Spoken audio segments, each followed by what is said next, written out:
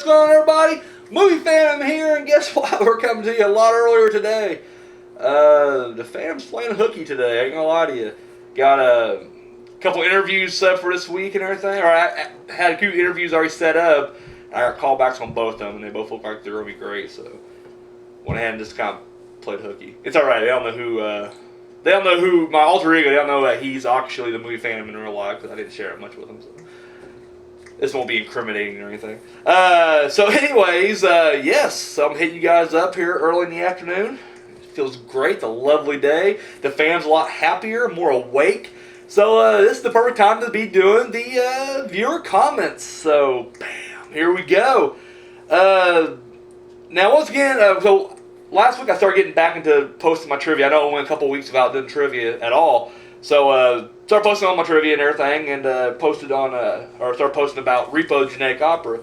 And it was talking about how they were planning on making it a trilogy. I remember when that first came out and I watched it. I really, dug it the first time I watched it. I kept waiting for that trilogy, and it never happened. In fact, they actually went on to do The Devil's Carnival. And they got like 2 movies of them already made or whatever. Well, Trash said that he actually heard that they lost the rights to, I guess, which I think is kind of weird because, like, unless they signed the rights over to whoever, I guess Lionsgate or whatever, but it's like the guy who wrote it, and the music and everything is the star of the thing, and he's the one that's been involved with all of it. But somehow I guess they lost the rights to the Repo Genetic Opera, so I guess the sequels and prequels are probably a no-go at this point. So thank you, Trash. I did not know that, so appreciate that. Matt and Freck, on last week's episode, he just said, you guys are doing great, keep these coming, and we will. No problem there, my man. But hey, thank you for watching, I do appreciate it. Warren Cocking, he had several things here. Mostly I guess I choose between them. He said, do I prefer Kenny or Cartman? I gotta say, even though he's a huge fucking asshole, I gotta say Cartman's definitely more enjoyable to watch, so I gotta go Cartman. Frankenstein or Dracula? And I'm assuming you mean Frankenstein's monster. I don't want to be that dick who's like, well, technically Frankenstein's the mad scientist. I know what you mean. So, Frankenstein or Dracula? Shit, I gotta go Frankenstein. Now I'm talking the Boris Karloff 2, or 3, he did 3 of them. Frankensteins, not the Bela Lugosi Frankenstein that we would see later on, which was just fucking awful. Which I'm not saying it's completely his fault, but at the same time, it probably is. Yeah, I don't know. I've been watching a lot of Frankenstein movies lately, and I'm not gonna lie, I'm really digging it. Although I do prefer vampires to reanimated corpses or whatever the fuck Frankenstein is. I think out of those two, though, I'm going Frankenstein.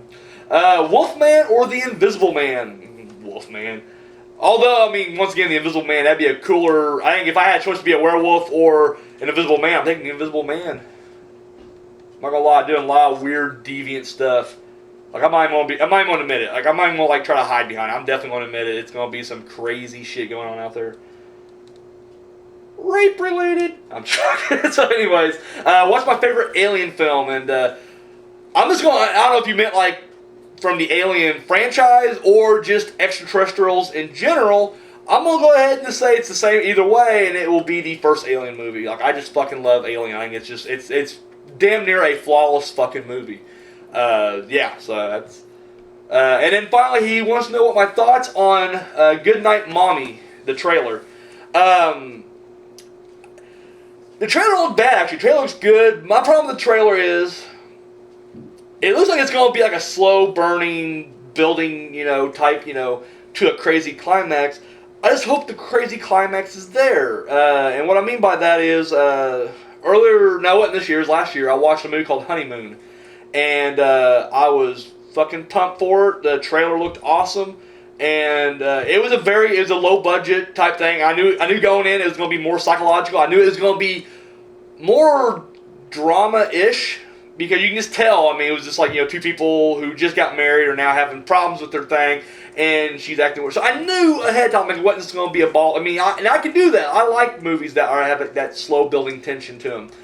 But it built to nothing. Like, literally, it went, it was steadily climbing, it was getting a little crazier, and then it just ends. And you're like, what the fuck?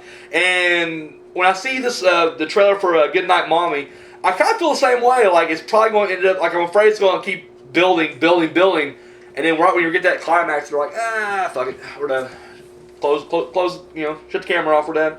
Everybody off the set. So, I mean, I hope that's not the case. I mean, because the trailer looked bad. I mean, you said you felt like it was very overhyped, and I honestly, this is the first time I ever heard of it. Like, when you sent it to me, I was like, okay, I'm in. And like I said, it didn't look bad, but once again, I can also see it just being, because I'm liking this new like art house. Like, I know maybe it's not new, but it's new to me. Like art house horror. Like I'm digging it, and this is kind of fitting right into that. However, once again, I just hope it does actually build to something and not just a complete letdown. Fuck you, honeymoon. That's what I'm saying to that. So yes. So thank you, my man. 13th Wolfman last week. He was complaining that I was, or wasn't really complaining. I should rephrase that. He was talking about, like, why are you reviewing Last House on the Left? And I, told him, and he's like, he totally forgot he put it on the list. So it's all good. It's all good. Like I said, I love the movie, so it wasn't a big deal to me. Ghostface Kid, I mentioned last week that he does these trolling videos, and he wants to know if I want any links sent to me of other trolling videos. Sure, buddy, send them my way. I'll check them out. And that's actually the best way to get me to actually watch any videos sometimes, because especially this past month, because I've had this new job and I'm getting another job right now, so it's been a crazy transitional period for the Phantom in this 1 month alone. So I have not been watching a lot of YouTube videos like I used to. So that's going to be the best way to get me to watch it, is if it's thrown at me. I'm like, all right, shit, I'll watch it. Hopefully I get this next job. Hopefully it will settle down and I can get back into my rhythm of what I normally do. EJ7F. I'm sure I'm almost going to say that like that. I don't know if you actually have a pronunciation for it or not. So EJ7F. Just put a little quote on my Joe Bob Briggs panel. I'm still getting, that's like my highest watched video right now, which is great, But it's just kind of funny because like literally like it's like every week it gets like another like 100 views or whatever, and then like there's always like someone that just kind of like adds something to like the comments section. So which I'm sure half people who are commenting on don't even watch the comment videos, but I'll still acknowledge it. But he had a little quote I thought was kind of neat, and I'm just kind of paraphrasing it because I know what he means here, but he's basically saying that Joe Bob being kicked off TV was symbolic of the decline of the quality of television. I'll agree. Yeah. There wasn't nearly as many shitty reality TV shows back then and bullshit, so yeah, agreed. Got some comments on King Kong last week, or some trivia on King Kong, and I had several people, most notably Byron Orlock and Matthew Mills, wonder which King Kong I was talking about. The 1933 version or 1975 version, because whenever it's a remake or whatever, I typically just post the title. Like if I post Amityville Horror, I never specify remake or original, because I'm like, well, typically the quote or the trivia will actually specify, and if it doesn't, it's kind of a game. Like, can you figure out which one it is? And but they asked which one it was, but the one they posted that on was. It was the highest grossing movie at that time, grossing $90,000. I assumed you would just realize 1933 because 90,000, but they didn't. But it still, yeah. So it was 1933 was what I was talking about. But yes, there you go, $90,000, highest grossing film at the time. So go King Kong. And then Heather Coleman, she said that she can't watch any of the King Kong films because she always feels bad for Kong. I'll agree, like, shit, it's the same movie every single time, and you're just like, can't he just live once? Like, can we not just say, fuck it? Like, I've went through this rant multiple times before, but it's so true. Like, I'm just like, let Kong live, fuck it. Let him just, get up from the Empire State Building, dust himself off, and then take off running. I would love that version of the movie so much better. And then finally, I posted some trivia on Jaws, and Kelly Benton said that is one of her favorite movies ever. That's awesome. I love Jaws. Jaws is a great movie as well.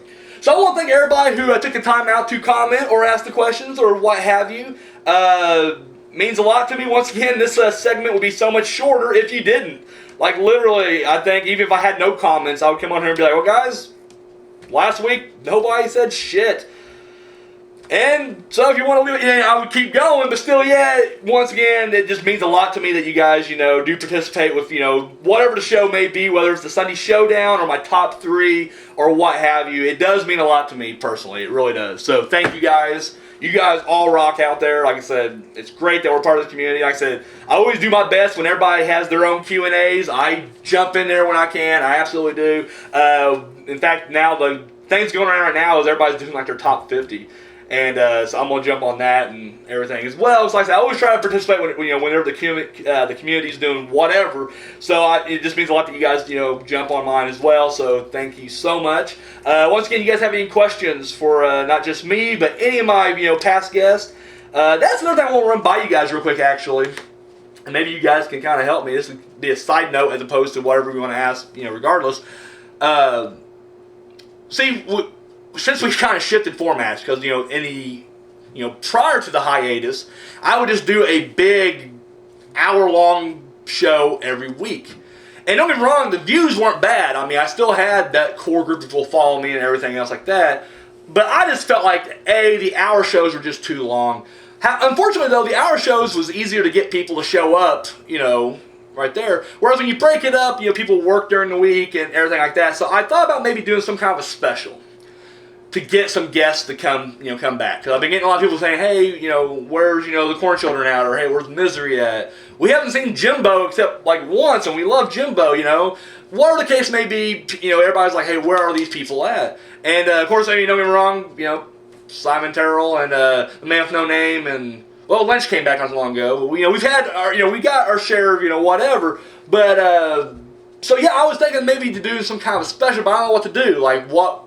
So I'll throw that, in your guys' court right there. If you want to see some kind of like Phantom special that's different than what we're doing, on our regular scheduled program, let me know what you want to see. And like I said, I'll try to get everybody back on this because it is like pulling teeth to try to corral every single person into one spot. But for you guys, I will try my damnedest. So, if you guys want to see something, different or whatever, let me know. Leave that comment down below. Of course, you guys have any questions, comments, love mail, hate mail. Once again, not just for me, but for any of my, current or former guests. Hey, throw it out there. Doesn't have to be horror related. You guys can ask me anything. I've had some ridiculous questions in the past, but I love ridiculous questions because it breaks it up a little bit, and I love it. And then, of course, any comment that's left, not just on my YouTube videos throughout the week, but also usually on my Facebook or Twitter, they will usually wind up right here. So if you ever ask a question and you don't get an answer immediately, just know it's probably coming right here. Now, if I shaft you on this show, then hit me up again like, hey, fan, I fucking asked you a question you didn't answer, and I'll get back to you. But that rarely happens. That only happened a couple of times, and I felt really bad, but the notification indicator did not come up on my YouTube. But I rectified that, and I answered all the questions as soon as I got them. So yeah, guys, Smooth Phantom, and I'm out of here.